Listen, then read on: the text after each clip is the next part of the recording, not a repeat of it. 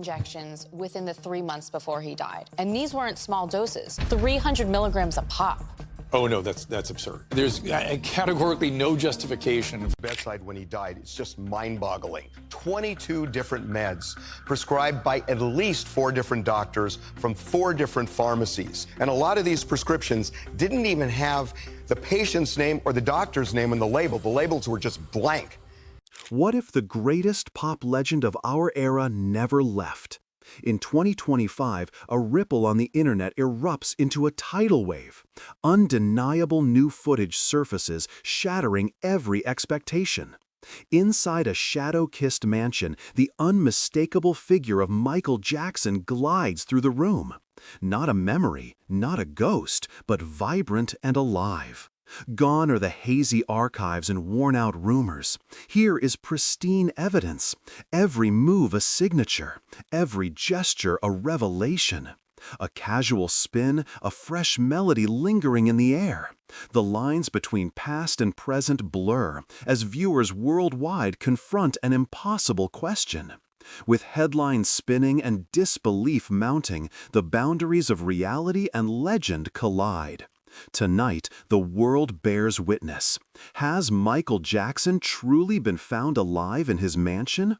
In a fictional account that unfolds with the quiet insistence of a whispered rumor, a hillside mansion once etched into the skyline of spectacle becomes the stage for a startling reunion.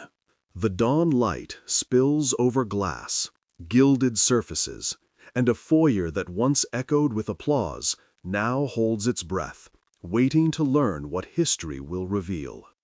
Within these walls, a living presence stirs after years measured not by headlines, but by the slow, private cadence of days, weeks, and seasons that passed unseen by the world.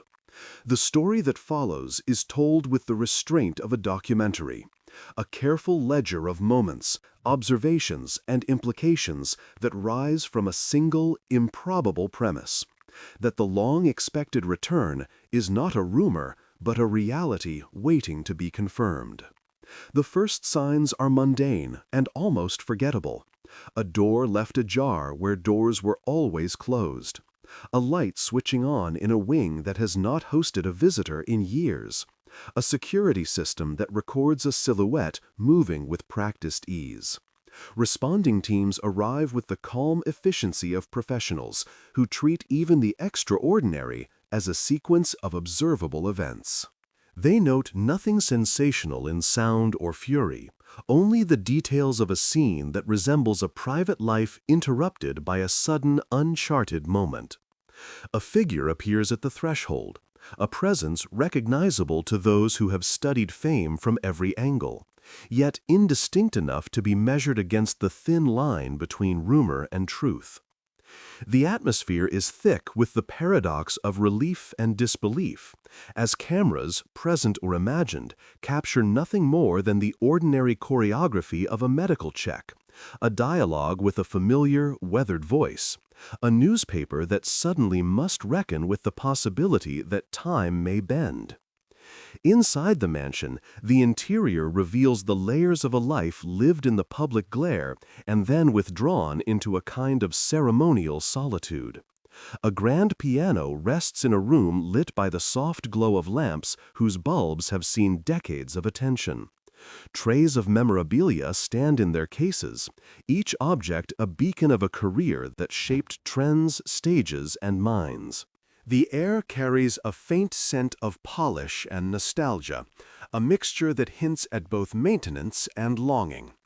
The living presence moves with deliberate care through corridors lined with photographs, album covers, and awards that refract the room's memory. The scene is not a revival so much as a rendering of a life suspended between performance and privacy, where every gesture holds the weight of history and every breath could be repeated in a documentary frame. As the day unfolds, the medical team conducts a thorough, unhurried assessment, while staff and experts observe with the measured curiosity of scholars. The person speaks in a voice that carries the resonance of a performer who learned to modulate tone for audiences and now uses that control to navigate the delicate terrain of health, consent, and exposure. Conversations with confidants, those who kept watch over the years, reassemble a timeline that intertwines absence with presence, fame with vulnerability, and rumor with the slow accumulation of evidence. The figure offers glimpses of memory, shared in fragments, enough to suggest a continuity of life without immediately revealing the full arc of years outside the public eye. This is not a sensational moment, but a rigorous inquiry into what it means for a public icon to reappear where legends and private life coexist. Newsrooms and online forums measure the moment against countless precedents where the line between speculation and fact wavered. The social response is a mirror, reflecting both euphoria and doubt, admiration and skepticism. Analysts discuss the ethics of visibility, the responsibilities of documentation, and the fragile nature of certainty when confronted with a narrative as potent as a living memory. Cultural historians weigh the implications for contemporary celebrity, memory, and the ongoing dialogue between fans and the figures who once defined entire eras. In this setting, the mansion becomes more than a residence. It becomes a stage for questions that extend beyond the walls, into the fabric of how fame endures, how truth is negotiated, and how audiences interpret a comeback that challenges the boundaries between fiction and fact. The morning continues its slow cadence, inviting the next chapter to emerge from the quiet rooms that hold the echo of performances long past, ready to reveal what the audience is still waiting to understand. The cause of death was not immediately clear, prompting two separate autopsies, the first by the Los Angeles County coroner and a second private autopsy at the request of the Jackson family, conducted by Dr. MIcheal Baden. The coroner's file states the cause of death as acute propofol intoxication with additional agents present and the manner of death listed as homicide. The scene's timeline places the events in a tight sequence. 12:21 p.m. PDT, a 911 call placed by a security guard. 1:07 p.m., the transport call, and 2:26 p.m., the pronouncement of death at the hospital. Dr. Baden's private examination arrived at a parallel verdict, tracing the chain of custody of the drugs and the medical decisions surrounding their administration. The report underscored propofol as the proximate cause, with the surrounding medications shaping the clinical picture, and it reinforced the assertion that the manner of death was homicide. In the public ledger, the discrepancy between official testimony and private inquiry fed a stubborn ambiguity. The medical records spoke in precise labels: propofol in the bloodstream, sedatives detected, a timeline etched in times and places. Yet the gaps between those times left room for doubt to breathe. 2 autopsies, 2 professional catalogs of what killed him, and one stubborn question that would not quiet down. What happened in those minutes that followed the room's quiet collapse? The numbers on the clock tell a story, but the human factors, the decisions, the oversight, the possibility of error or intent, sowed the seeds of competing narratives that could never be fully reconciled on paper. And then the 2025 footage arrives, reframing the silence around those details. If the silhouette in the mansion can seem plausible, if a body can appear to linger in time before the world requires certainty, then perhaps the story we were told about that day needs more air to move through. The official ending, once treated as a closed chapter, now sits as a hinge, inviting another look at what was said, what was omitted, and what remains whispered in the margins.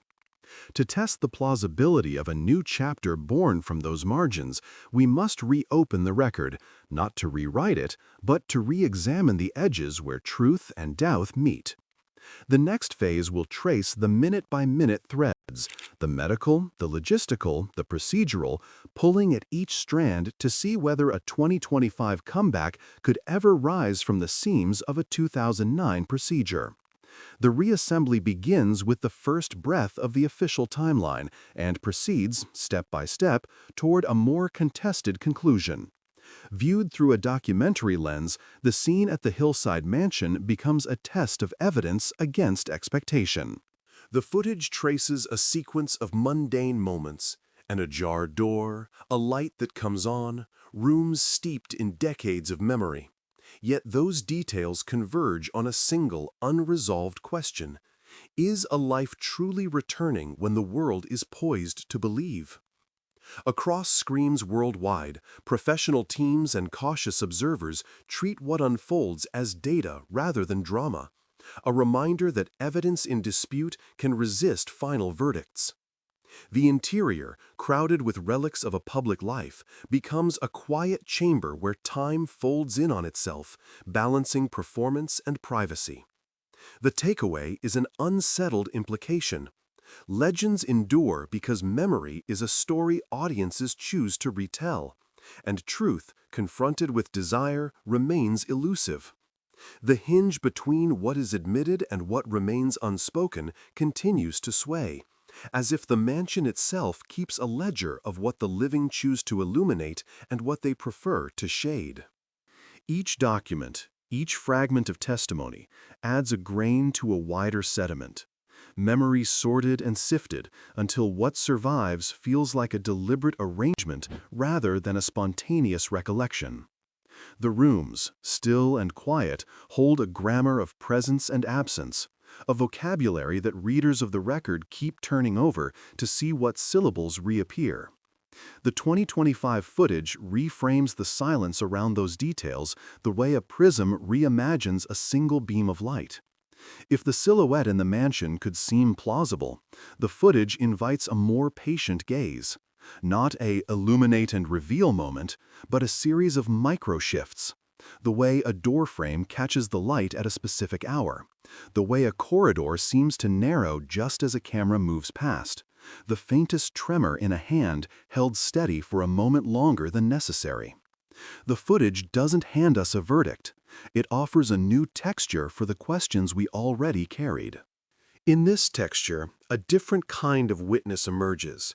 The spaces between people, the quiet rooms where a confidant once stood sentinel, the stairwell where rumor and reality traded places, the kitchen where a cup might have trembled on the brink of a decision. The analysts parse what can be corroborated by the medical timeline and what must be inferred from posture, tone, and the cadence of remembered speech. The public, too, reorders its appetite. Not a search for a single, unambiguous fact, but a search for how a life, once so meticulously staged for public consumption, might be staged again, for an audience that now must decide what to believe when belief itself has become an act of interpretation. 2 autopsies, 2 professional catalogs of what killed him, and a third thread, an undercurrent of ethical obligation pulling at the edges of every conclusion. The private report, briefed in the language of specialists, sits alongside the public dossier, where the language of policy, responsibility, and accountability is woven with the language of memory and myth. The documents don't resolve the tension, they intensify it, turning the mansion into a repository where every room stores not only objects, but the unresolved inquiries that those objects provoke. Conversations unfold inside the corridors of power and inside the intimate circles of those who watched from the wings. A former stage manager remembers a rhythm of rehearsals that didn't quite match the schedule of the day, a whisper about a moment when timing felt dangerously porous. A longtime publicist recalls a directive never spoken aloud but understood in the tremor of a voice. A nurse who once kept vigil notes the way a patient's quiet could carry a code that wasn't about deception, but about maintaining a partnership of trust with the living and the dead, with memory as a shared responsibility rather than a single author's narrative. The public dialogue grows denser, more porous at the same time. Some voices demand certainty with a zeal that feels almost devotional. Others insist on acknowledging the limits of what can be conclusively known, insisting that the allure of a definitive ending may be less honest than the complexity of an ongoing reconsideration. The editors, the historians, the fans, and the skeptics stand at the threshold of a larger argument about fame, how it persists, how it evolves, and how the truth about a life lived under the glare of 1,000 spotlights can survive the glare of a single unsettled moment. And so the house, this museum of memory, keeps its own careful pace. The morning drums on with the slow certainty of pages turning. The afternoon gives way to dusk, and the rooms, with their patient quiet, seem to solicit a narrative that can hold both reverence and doubt. If the truth remains elusive, the act of pursuing it becomes a way to honor what the years have seen and to recognize what the present still hopes to understand. There is more to learn from the margins than from the central stage. The margins shift when new footage is discovered, when a fragment of handwriting is re-examined, when a voice is heard again after years of silent recall. The boundary line between what happened and what it means redraws itself with every fresh inspection, not to settle once and for all, but to invite deeper listening. And so the inquiry presses on, not as a verdict-searching arrow that ends in certainty, but as a patient clarification of what it means for memory to endure, how legends endure, how witnesses endure, and how audiences endure the intricate, imperfect truth of a life that refuses to be reduced to one tale or one timestamp. Meanwhile, the mansion remains a quiet tribunal, its walls listening as they always have, attuned to the cadence of questions, receptive to the reverberations of memory, and ready to yield another page when the next fragment of evidence or reflection arrives. The process is not dramatic in the melodramatic sense. It is rigorous in the quiet, disciplined sense that sustains a living memory through the long, unglamorous work of truth-seeking, interpretation, and remembrance. The story unfolds with the patience of a long rehearsal that never truly ends, because the act of remembering is itself a performance, one that the audience participates in anew each time a fresh detail surfaces, each time a new question is posed, each time a door opens to admit a different light on the same familiar rooms.